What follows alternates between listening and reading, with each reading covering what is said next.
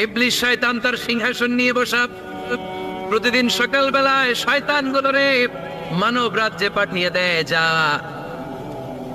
তোরা মানব রাজ্যে চলে যা, যে মানুষকে ওয়াসওয়াসা দে, ওয়াসওয়াসা দিয়ে খারাপ কাজ করা। সারাদিন খারাপ কাজ করার পরে কি কি ওয়াসওয়াসা দিল, কি কি খারাপ কাজ মানুষের মধ্যে ঘটালো, সন্ধ্যা বেলায় সব শয়তানে সেই ইবলিসকে বয়ান শোনায়।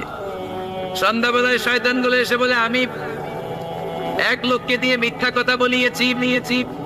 আরেক শয়তান বলে, আমি নামাজ কাজা করিয়েছি এক আল্লাহর বান্দাকে দিয়ে। আরেকজন বলে, আমি ওজনে কম দিয়েছি।